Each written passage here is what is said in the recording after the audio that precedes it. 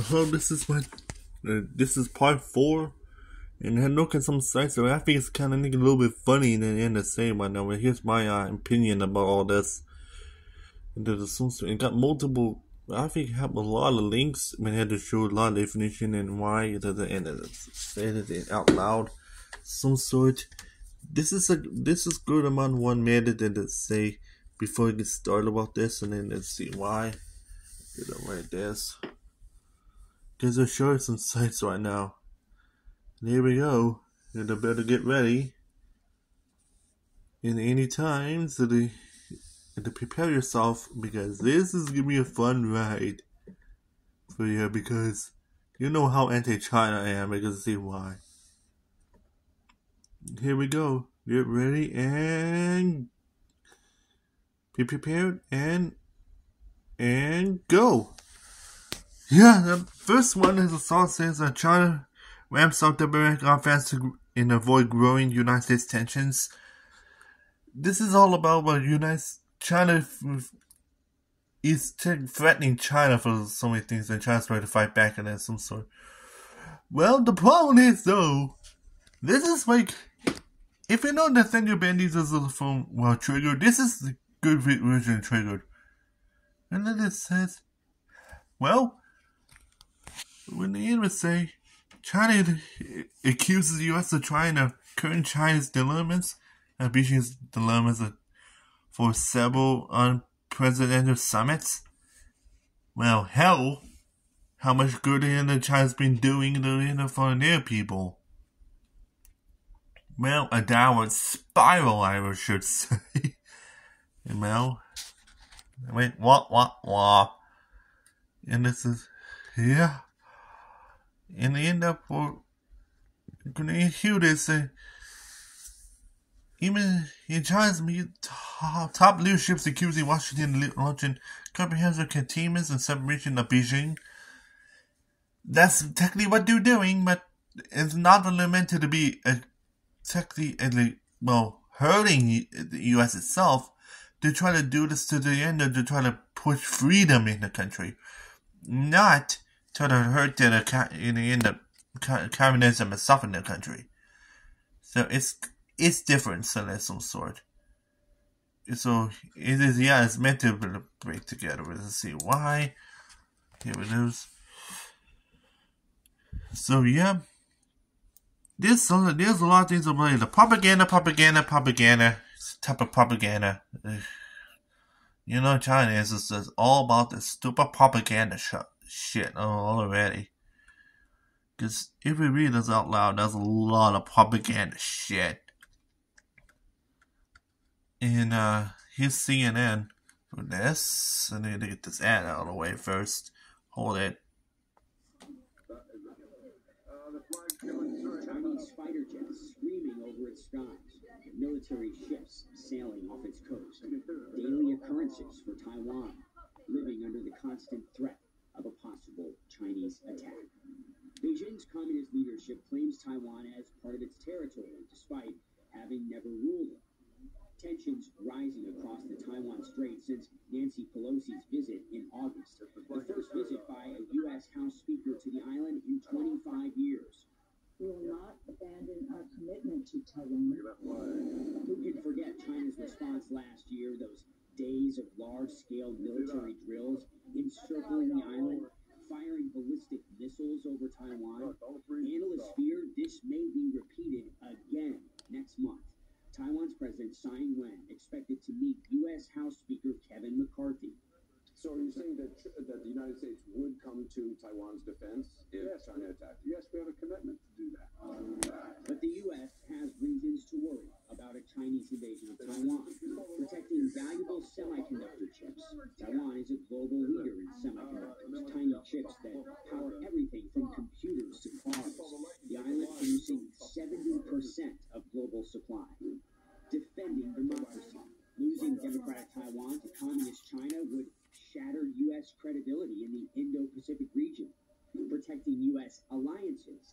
Asian countries would face an even more powerful China, a heavily surveilled police state with little freedom of speech. The stakes are indeed high, but experts do believe there's reason for optimism. U.S. and China are headed in a positive, optimistic direction. The idea that conflict between the U.S. and China is inevitable, I strongly disagree with that. Meaningful channels of communication between the U.S. and the PRC, that helps us minimize unknowns. It helps us minimize confusion and misunderstandings. And ultimately, that's good for Taiwan.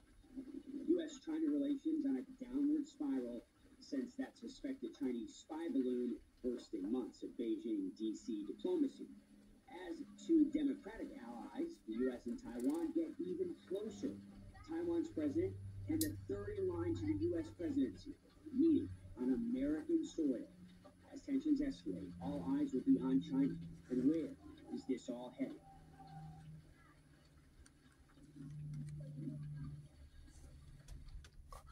Yeah.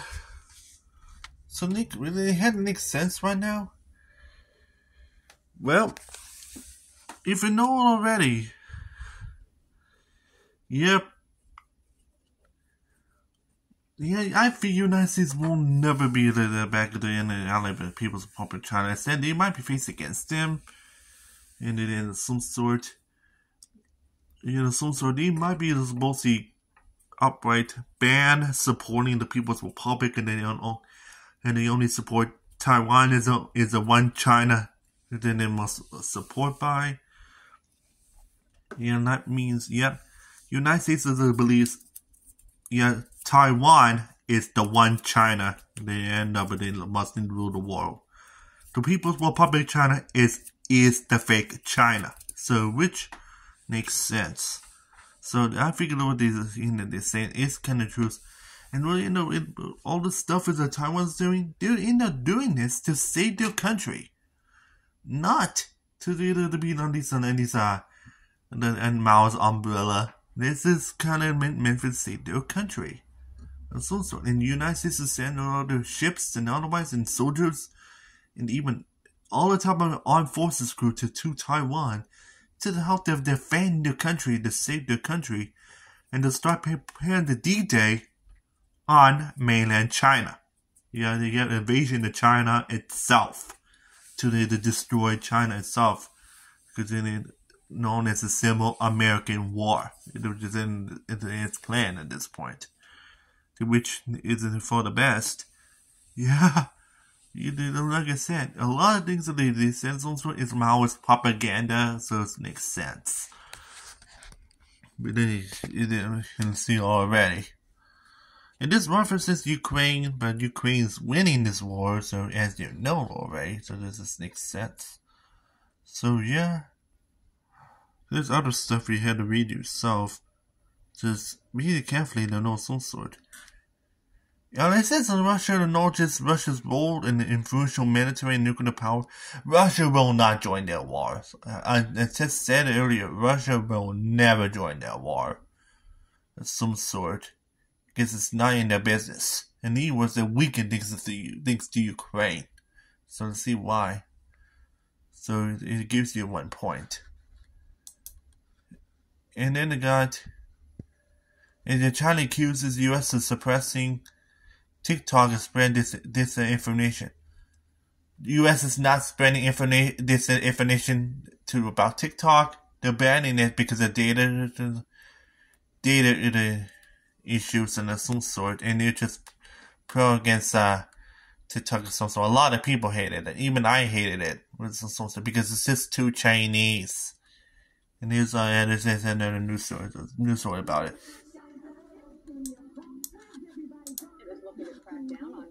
Republican South Dakota Senator John Thune and Virginia Democrat Mark Warner teaming up on the Restrict Act. The bipartisan legislation would give the Biden administration greater power to regulate, sanction, and even ban China-affiliated companies. And Senator Thune joins me now. I just want to have you listen to FBI Director Christopher Wray.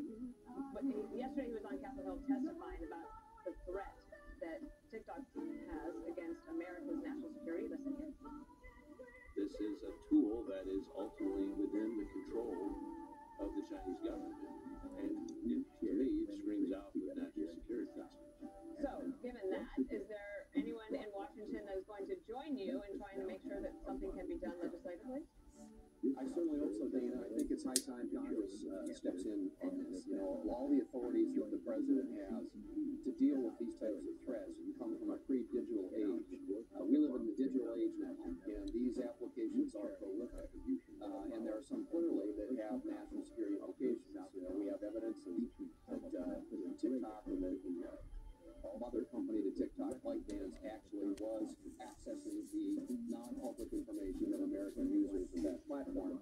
And we all know that China is an adversary, is doing everything they can to spy on Americans. So I think this is just something that we need to do to be vigilant, create a process where we can review, examine, and determine whether or not we need to block some of those apps, whether we need to mitigate those risks, how we go about that. But it's high time for Congress to hear from. Again, this is something that the Trump administration had in place in the form of an executive order. We are codifying it and creating a process whereby you can do this in a rules-based, not one single application only, but on a broader way. Look at technology, look at social media apps, and evaluate them and determine whether or not they're a national security risk. What is a hypothetical scenario that you could share that would explain to people that the national security is actually at risk? Yeah, I think that's the important thing for people to understand, because a lot of users of TikTok in this country, and of course they don't want to hear about this conversation. But it's important for them to understand that their information, private data, may very well be being stolen and accessed by the Chinese government. And of course, TikTok, ByteDance, again, the parent company, are very closely connected with the Chinese Communist Party. And I think it's important for us to take all steps we can to mitigate the risk to America's national security interests and to prevent the Chinese from spying on Americans. And so I think it's important for Americans to understand that yes, some of these apps, they're fun and they create a connectivity out there, but they need to be safe, and they need to be free from the types of national security risks that we think some of these apps, particularly those that are hosted in China, pose to America's national security. But beyond national security, there's also concern that we've been hearing about, and I think it's increasing as more adults are realizing what's happening to children who are on TikTok. This is from the New York Post yesterday. It was called Sick Talk. It was a reporter who said how social media drowns young boys in guns, sex, and misogyny. So this reporter got on TikTok, pretended she was a 14-year-old boy, and then was shocked by all the things that were coming at her that were basically kind of destructive, I would say, to a 14-year-old boy's mind. There is a national security risk in that as well, but in terms of values and the care of our young people, because China cares about its young people. They only allow kids over 14 to be on it all the time, or they might have some limits, but if you're under 14, it's 40 minutes a day, it's wholesome content, a lot of propaganda, but we don't do that here in this country. Do you see that as a national security threat as well? Well, it is, and China bans American social media apps like Facebook and Twitter. So they have rules in place. We don't have that here. We have a free country. We have a free market economy when it comes to information and ideas. But I agree with you entirely. The threat to kids these days, there is a very dark side to social media and to the digital age. And I think we have to be vigilant about that. It's not only young boys, it's young girls. You know, we've heard lots of testimony with respect to Instagram in particular and the impact that it has on teens and preteens. Just a lot of social problems created with this data. And I think that, you know, what we address here, of course, is the national security implication. But I think as a general matter, we need more accountability, we need more transparency from the social media platforms, and I got another couple of pieces of legislation that deal with that. But these algorithms that kick in, they keep feeding people, they get into bubbles, and in many cases it's a lot of stuff that I certainly know parents would not want their kids exposed to, but there's just a lot of dangerous elements to this stuff, and I think we all got to be vigilant in how kids, the content they see, and how it's being used. And it's not something we can deal with over years. It needs to be taken care of sooner than that. Thank you for being on the show today, Senator. Thanks, Dana. Good to be with you. Last night they uncovered a vast arsenal, including 200 firearms, Yeah, here's the TikTok is what's supposed to do is a good app as replacing like YouTube or some sort. But the problem is TikTok doesn't see why I hate TikTok to a vengeance, and let's see why. For any big reason why.